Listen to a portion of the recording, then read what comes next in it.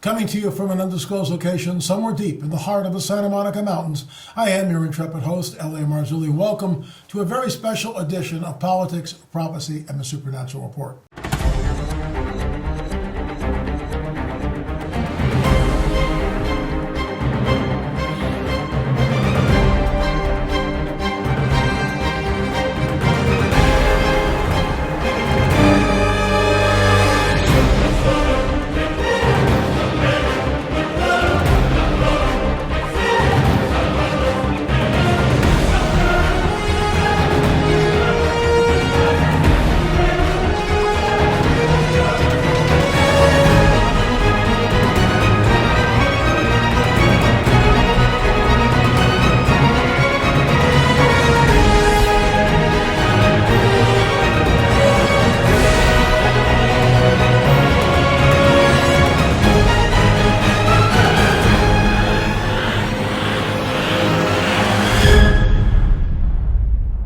Obviously, this is going to be somewhat controversial. I will be as gentle as I possibly can be and as fair as I can possibly be. But what we're looking at above here is the Leonardo da Vinci's incredible painting of the Last Supper, or really, is it incredible or something else? And below us, what we have is what happened at the Olympics opening ceremony. So people are entitled to do what they want to do. It's a free country. It's a free world. They can act and think and do pretty much whatever they want to do. I understand that. And we're not going to disparage anyone's beliefs or what they choose to do or not to do. We don't do that on this show. But I will say this. We will get into it. But first, a word from our trusted sponsor. Are you worried about the future of the U.S. economy? With so much uncertainty in the air, it's natural to fret about the security of your retirement savings. But there's one asset that stands the test of time. Folks, that's gold. For centuries, gold has been a hedge against market volatility and economic instability. With a gold IRA from Noble Gold Investments, you can harness the power of precious metals to help protect your financial future. Folks, we did this a couple of years ago. I got to tell you, there's always a risk of investment and there's no guarantee of any kind, but so far we've made out really well. By rolling over your existing IRA or 401k into a self-directed gold IRA, you can enjoy the potential for long-term growth and stability. Diversify your portfolio with a tangible asset that has real value. Setting up your gold IRA has never been easier with Noble Gold Investments' streamlined process and expert guidance. This election year, don't let election volatility and uncertainty keep you up at night. Folks, vote for the timeless safety of gold and silver in 2024. Noble Gold Investments will give you up to 10 1-ounce silver Trump coins or a 10-ounce silver American flag bar if you open a qualified account. Folks, go to noblegoldinvestments.com. That's noblegoldinvestments.com. Remember, there's always a risk of investment and there's no guarantee of any kind, but I did it, my wife and I did it, and we are absolutely glad we did. Once again, noblegoldinvestments.com. So what we have here is, you can see what's the opening ceremony at the Olympics. A lot of people took umbrage with that. Even Pope Francis recently has decried it and said it was somewhat blasphemous. I would say it was blasphemous, in my opinion, as a Christian who believes in what happened at the Last Supper and the importance of the Last Supper. And I want to talk about the Last Supper just a little bit before we kind of move on, because a lot of people don't know what's going on. So let's talk about what happened at the Last Supper. First of all, it's in the upper room. We know that from the biblical account. Jesus washes the disciples' feet. He also tells them that something's about to happen. Nobody gets the cross. Nobody understands it. They're all freaking out. Why is he doing this? What's about to happen? I would posit this, that Mary Magdalene knows something's about to happen. And the reason for this is when they leave the upper room, and you remember the Last Supper is when he takes, and this is why people don't get it. The Last Supper is a Jewish Seder. It's a Seder ceremony. And he takes this and he breaks the bread. It's the Afikomen. He breaks it. This is my body. I mean, it's absolutely profound what he is doing in the context of a Jewish Seder. But unfortunately, a lot of the church has been uncoupled from its roots, essentially. Now, I'm not condoning Hebrew roots in any way. People can believe what they want to believe, and that's why it's freedom of religion in this country. I just think that we already did the law. I don't want to be under the law, and that's all I'll say about that. But there's a lot of great people in the Hebrew roots movement. They understand the importance of what happened at the Last Supper, in that Seder, in the context of that Seder. A lot of the church, and look, I was a Christian for years before I went to my first Seder, and I was just blown away. This is my body, broken for you. Whoa! And when you look at the whole Last Supper and then what happens 24 hours later with the crucifixion, it's absolutely mind-boggling. So I want to walk through a little bit what we see here with the Last Supper. And this is very in my opinion, it's a very controversial painting. It's not what happened at the Last Supper. This is done, 1,400 years later. Da Vinci comes up and does this. It's a huge painting. It's an unbelievable effort. But is it biblical? And in my opinion, it's not. And there's a lot of reasons for this. There's this mysterious woman left to the picture. You can see her right here. And this forms an M. And this, of course, was in Dan Brown's novel. You can see the M being formed from Mary, what I believe is Mary Magdalene, and there's Jesus. This gave birth to the whole conspiracy theory that Mary and Jesus married. He didn't die on the cross. He swooned.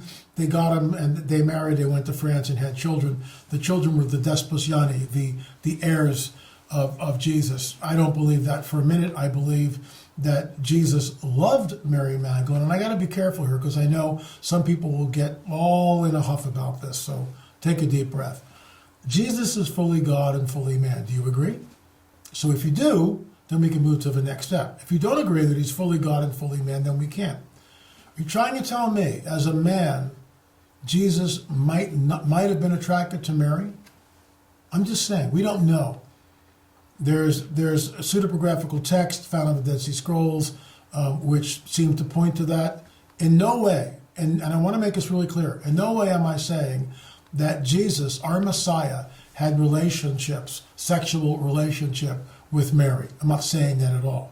But is it possible, as a man, he, number one, appreciated her beauty and her personality, her soul, and he loved her? And the reason for this is twofold. When the disciples are with him in the Garden of Gethsemane, think about this. They're all asleep under the tree. So who is writing the idea or the fact that Jesus sweats great drops of blood? Who sees this? Who sees the angel appear and comfort Jesus? If the disciples are all asleep, it can't be them, so who is it? In my opinion, it's Mary.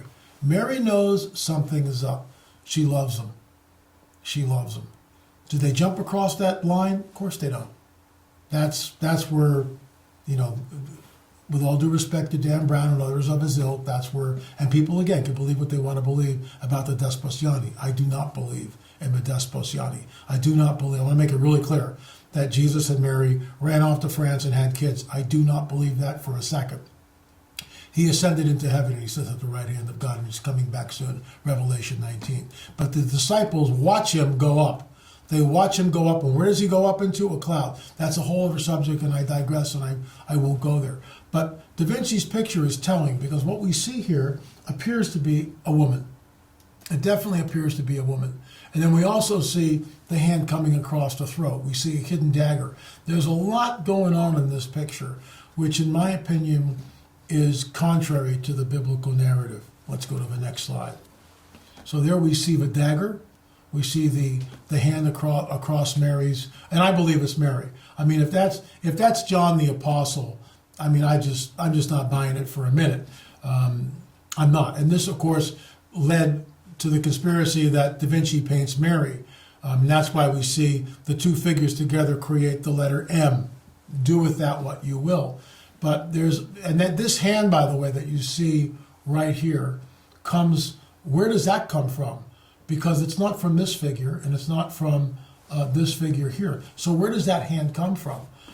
This picture is very, very disturbing in my opinion. And there once again is the dagger. And moving right along. So now we see Jesus, and he's part of the M, and then it goes over to Mary.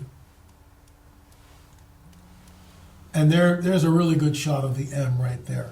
And so people have taken this and run with it and created this whole conspiracy that Jesus and Mary were lovers, they married, and Jesus, see, they always do two things. Cults and people who look at the biblical prophetic narrative don't take the whole gospel, the whole of Scripture. We know that Jesus ascended. We know this. It's in the biblical prophetic narrative. It's in the Gospels. It's right there. We know he ascended into heaven. The Apostles' Creed, he ascended into heaven, sits at the right hand of the Father. We know this. The church fathers nailed this down, no pun intended. But here's the deal. Out of all the people that Jesus could appear to, who does he appear to first? Think about this. Not his mother, not Peter, not John. He appears to Mary, and she mistakes him for the gardener. I just love that. And when he says her name, she says, Rabboni, teacher. Don't touch me, but go back and tell my disciples I have risen from the dead. It's absolutely profound. It's absolutely profound. And, I think Da Vinci's painting points that this is Mary of Magdalene. So we know, once again, that this, in my opinion, is not biblically accurate, number one. It doesn't really portray a Jewish Seder. You'll notice there's no cup. So there's a lot wrong with the picture, and we could go down that rabbit hole. This is a shot of Mary, seeing Jesus after he's in his glorified body. And I just love this. Again, just think about this. I understand where I'm coming from, but it's there in the biblical narrative. It's conjecture on my part. But out of all the people that Jesus could appear to, he appears to Mary. Why? Because I think there's a deep, deep bond there. That bond was never violated in any way. He's sinless. It's pure, but he appears to her first. I just find that absolutely incredible. So this came from Dominic Utton. There's something about Mary Magdalene. He talks about the Last Supper. He talks about what we're looking at and how bizarre it is. If you can check that out, you can just Google his name and that article will come up. Okay, so that's about all I can say here at YouTube. I can't get into what I really want to talk about because you have to go over to Rumble. So go over to our Rumble channel and we'll pick it up from there. Thanks so much for watching. Hey folks, L.A. Marzulli here. I'm an author, lecturer, and filmmaker. We now have 14 books that are penned. The latest book is called Rungs of Disclosure. It'll be coming out in October. But here's the deal. In 2017, something happened on Tucker Carlson's show. Tucker was then on Fox News. He had this man, a former F-18 pilot. The man's name was Commander David Fravor. And he had an encounter, that's right, with one of these things, a tic-tac shaped UFO. He engaged in this thing, and when finally the craft left the scene, it left like a bullet being shot out of a gun. When Tucker Carlson asked Commander David Fravor, in your opinion, what was this? Commander David Fravor looks right at the camera and says this: it was something not from this earth. Folks, that's the first rung on the ladder of disclosure, on the disclosure ladder. It's happening. UFOs are real, burgeoning, and not going away. The books are not yet available. We'll have them probably in October, but the pre-sale, once it's up and running, it'll be an autographed copy. This may be the most important book I have ever penned.